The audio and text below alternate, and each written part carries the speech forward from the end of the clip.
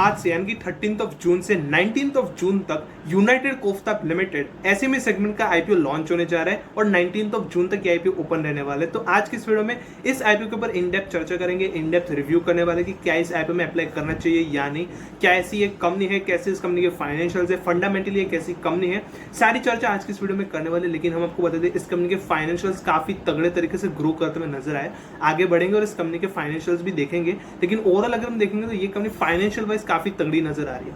But अगर हम देखेंगे इस कंपनी का सेक्टर कुछ ऐसा है कि ये जो कंपनी बेसिकली जितने भी कॉटन यील्ड्स होते हैं वो सारे के सारे कॉटन थ्रेड्स या फिर कॉटन ओपन एंड यार्न्स जो भी होते हैं वो ये कंपनी मैन्युफैक्चर करते हैं और एक्सपोर्ट करवाती है। इस कंपनी का अगर हम क्लाइंट लिस्ट की बात करेंगे, इस कंपनी के क्लाइंट लिस्ट में बेसिकली जितने भी मैन्युफैक्चरर्स या फिर एक्सपोर्टर्स है, टेक्सटाइल एक्सपोर्टर्स या फिर मैन्युफैक्चरर्स, वो इस कंपनी के क्लाइंट लिस्ट में आते हैं। और बेसिकली ये जो कंपनी है वो कॉटन थ्रेड्स या फिर आप कह सकते हो ओपन यार्न एल, जो कि आप अपनी स्क्रीन पर देख सकते हो, ये सारी की सारी जो चीज़ें हैं वो इस कंपनी के प्रोडक्ट लिस्ट में आती है। और यही जो चीज़ है वो एक कंपनी मैन्युफैक्चर करके एक्सपोर्ट करती है, यही सारा काम है इस कंपनी का। लेकिन उसके बावजूद भी इतना एक सिंपल सा प्रोडक्ट होने के बावजूद भी इस कंपनी के फाइनेंशियल्स पिछले 3 साल में काफी बड़े तरीके से ग्रो करते हुए नजर आए और 2023 में इस कंपनी के फाइनेंशियल्स काफी तगड़े तरीके से ग्रो करते हुए नजर आए। फाइनेंशियल्स पे नजर डालेंगे तब इसके ऊपर इन डेप्थ चर्चा करेंगे। तो आज का वीडियो डेडिकेटेड होने वाला है इस आईपीओ के ऊपर, तो बस इस वीडियो के अंत तक बने रहेगा, काफी मजेदार होने वाला है। तो छोटा सा इंट्रो, उसके बाद शुरू करते हैं यूनाइटेड कोफ्ता लिमिटेड इस आईपीओ के ऊपर चर्चा। So let's begin.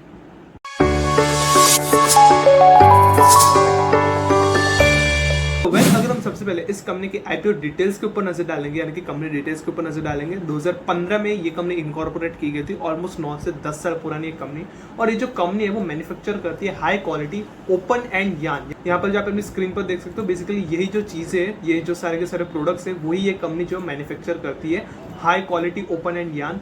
वहीं पर फॉर द टेक्सटाइल इंडस्ट्री, वहीं पर एक कंपनी के क्लाइंट लिस्ट में इंक्लूडेड है टेक्सटाइल मैन्युफैक्चरर, जैसा कि हमने कहा था, गारमेंट्स एक्सपोर्टर्स एंड डिस्ट्रीब्यूटर्स। वहीं पर इस कंपनी के प्रोडक्ट पोर्टफोलियो के बारे में बात करेंगे तो इंक्लूडेड है यार्न ओपन एंड और कॉटन यार्न, दोनों मौजूद है। अगर हम इस कंपनी की वेबसाइट पर जाकर दिखाएं आपको तो कुछ इस तरह के प्रोडक्ट्स जो है इस कंपनी के मैन्युफैक्चर होकर निकलते हैं। कुछ यही प्रोडक्ट्स ये जो कंपनी वो मैन्युफैक्चर करके एक्सपोर्ट करवाती है। वहीं पर अगर हम देखेंगे ये जो कंपनी उसकी मैन्युफैक्चरिंग प्रोसेस में स्ट्रेंथन क्वालिटी स्टैंडर्ड्स, और इस कंपनी के जो बैक्ड, और ये कंपनी बैक्ड है बाय एडवांस टेक्नोलॉजी मशीनरीज। इस कंपनी के पास एडवांस टेक्नोलॉजी एंड मशीनरी मौजूद है। और इस कंपनी की मैन्युफैक्चरिंग फैसिलिटी जो है वो अहमदाबाद तालुका में मौजूद है, जो कि मैन्युफैक्चरिंग फैसिलिटी में almost 9125 metric ton per annum की इंस्टॉल्ड कैपेसिटी मौजूद है।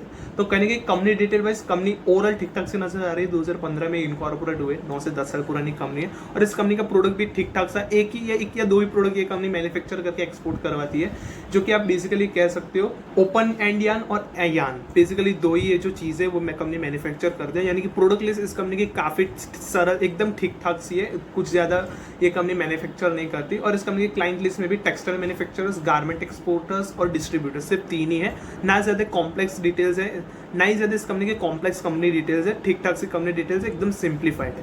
वहीं पर आगे बढ़ेंगे इस कंपनी के फाइनेंशियल्स के ऊपर नजर डालेंगे। तो इस कंपनी के फाइनेंशियल्स पिछले 2021 से 2023 में काफ़ी बड़े तरीके से ग्रो करते हुए नजर आए। जी हाँ, 2021 में अगर हम देखेंगे एसेट्स 107 लाख रुपीज़ के थे, लेकिन 2024 में 8168 लाख रुपीज़ के बन गए। रेवेन्यू अगर हम देखेंगे 2023 में 64 लाख रुपीज़ का था, लेकिन रेवेन्यू 2024 में एक साल बाद 11,552 लाख रुपीज़ का बन गया।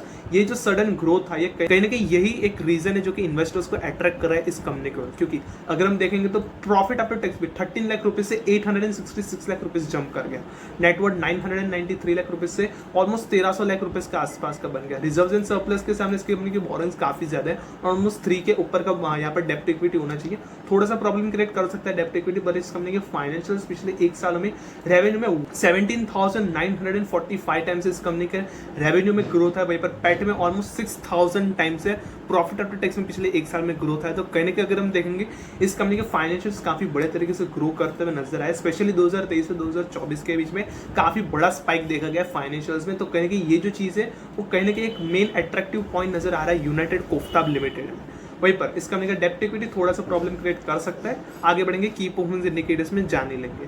KPIs के ऊपर नजर डालेंगे 120 करोड़ के मार्केट कैप पर ये कंपनी लिस्ट होने जा रही है। 72% का रिटर्न ऑन इक्विटी है, रिटर्न ऑन कैपिटल एम्प्लॉयड 26% का, डेप्ट टू इक्विटी जैसा कहा था 3.42, प्रॉब्लम क्रिएट कर सकता है आगे जाके, बट अभी भी इस कंपनी का रेवेन्यू और पैट काफी शानदार तरीके से ग्रो हुआ है और रिजर्व भी कहने की बना रहे, तो कहने के आप कह सकते हो हाल फिलहाल इस कंपनी का फाइनेंशियल स्टेबल या फिर आप कह सकते हो ग्रो करते हुए नजर आए, तो कहने के आप कह सकते हो डेप्ट इक्विटी आने वाले 3-4 सालों में कंपनी आराम से कॉन्कर कर लेगी। डेप्ट इक्विटी इस कंपनी का भी कम हो ही जाएगा, अभी अभी इस कंपनी ने फाइनेंशियल सन अपना ग्रो करना शुरू किया, तो कहने की ठीक ठाक से डेप्ट इक्विटी भी हो जाएगा आगे चलकर। रिटर्न ऑन नेटवर्थ 63% का है, price to book value ratio 6.19 का है, पेट मार्जिन 7.52% का है। फिर इस कंपनी के आईपीओ लॉन्च होने से पहले अर्निंग्स पर शेयर के बारे में बात करेंगे, 7.22 का है, आईपीओ लॉन्च होने के बाद 5.04, वहीं पर price to earnings ratio IPO launch होने से पहले 9.7 का है, वहीं पर आईपीओ लॉन्च होने के बाद 13.88 का बन जाएगा। पर अगर हम इस कंपनी के पीयर कंपेरिजन कर लेंगे तो इस कंपनी का price to book value ratio इस कंपनी के पीयर्स के साथ जब कंपेयर किया तो कहीं ना कहीं इस कंपनी का जो price to book value ratio 7.25 का नजर आता हुआ नजर आए,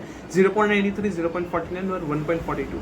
कहीं ना कहीं अगर हम देखेंगे ये जो कंपनी है वो काफी हायर वैल्यूएशंस पर लिस्ट होने जा रही है, ऑलमोस्ट हम कह सकते हैं ये जो कंपनी है वो ऑलमोस्ट 70 रुपीज पर कहीं ना कहीं ये जो कंपनी है वो लिस्ट होने जा रही है, तो यस 70 रुपीज पर ये कंपनी लिस्ट होने जा रही है। ऑलमोस्ट अगर 45 से 50 रुपीज पर कहीं ना कहीं लिस्ट होती तो कहीं ना कहीं अकॉर्डिंग टू देयर पीयर जो कि मार्केट में ऑलरेडी लिस्टेड है उनके मुताबिक ये ठीक ठाक से सही वैल्यूएशंस पर लिस्ट होती, लेकिन अब ये जो कंपनी है वो हायर वैल्यूएशंस पर कहीं ना कहीं लिस्ट होने जा रही है, तो कहीं ना कहीं थोड़ा सा प्रॉब्लम क्रिएट करने वाली बात है। कहीं ना कहीं हायर वैल्यूएशंस और कहने की डेप्ट इक्विटी दो ही चीजें जो है वो प्रॉब्लम क्रिएट कर सकती है इस कंपनी के लिए, बाकी ये कंपनी काफी सही नजर आ रही है। वहीं पर आईपीओ डेट्स के बारे में बात करेंगे, आज से ये आईपीओ ओपन होगा, 19 जून तक आईपीओ ओपन रहेगा। 10 रुपीज की फेस वैल्यू है, 70 रुपीज का प्राइस बैंड है जो कि काफी हायर है। वहीं पर 2000 शेयर्स का एक लॉट होने वाला है, टोटल 36 करोड़ का टोटल इश्यू साइज है, सारा का सारा फ्रेश इश्यू और बीएससी के एसएमई सेगमेंट में इस कंपनी की लिस्टिंग होनी है। अलॉटमेंट्स आपको 20 जून को मिल जाएंगे, 21 को आपको रिफंड और शेयर्स आपके डिमेट अकाउंट में क्रेडिट होंगे और 24 जून को इस कंपनी की लिस्टिंग होनी है। लॉट साइज में एक लॉट में इन्वेस्ट करने के लिए 1,40,000 रुपीज इन्वेस्ट करने पड़ेंगे, वहीं पर 2 लॉट में आपको 2,80,000 रुपीज इन्वेस्ट करने पड़ेंगे। प्रमोटर होल्डिंग में आईपीओ लॉन्च होने से पहले 100% की है, आईपीओ लॉन्च होने के बाद 69% की रह जाएगी। जीएमपी के बारे में बात करेंगे, हाल फिलहाल आईपीओ लॉन्च होने से पहले ही एक दिन पहले ही 21 रुपीज का चलता हुआ नजर आ रहा है, ऑलमोस्ट 30% के लिस्टिंग गेन्स नजर आ रहे हैं, 91 रुपीज पर इस कंपनी की लिस्टिंग हो सकती है। तो कहने के अगर हम देखेंगे यूनाइटेड कोफ्ता लिमिटेड कहने की ये कंपनी काफी शानदार नजर आ रही है।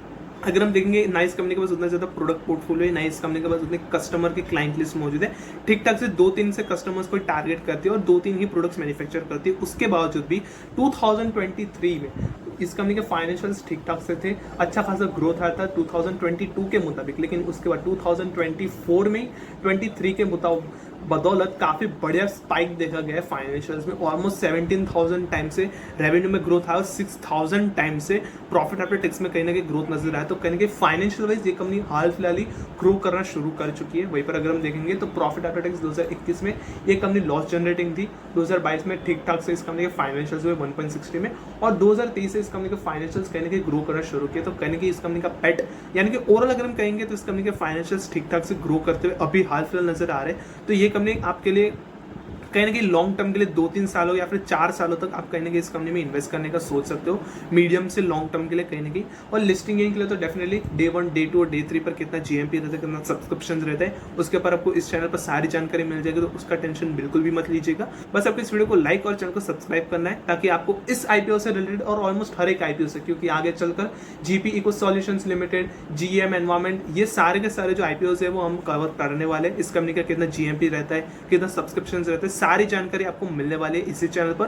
तो अभी से इस वीडियो को लाइक कर दीजिएगा और चैनल को सब्सक्राइब कर लीजिएगा। सब्सक्राइब नहीं करोगे अपना ही नुकसान कर बैठोगे, तो बस इस वीडियो को लाइक और चैनल को सब्सक्राइब कर लीजिए ताकि ऐसे ज्यादा वीडियोस की जो जानकारी है आपको रेगुलरली हमारी तरफ से मिल सके और आप एक भी अपडेट्स हमारी तरफ से एटलीस्ट मिस ना करें। सो वेल, मिलते हैं कल ऐसे ही मजेदार से अगले वीडियो में।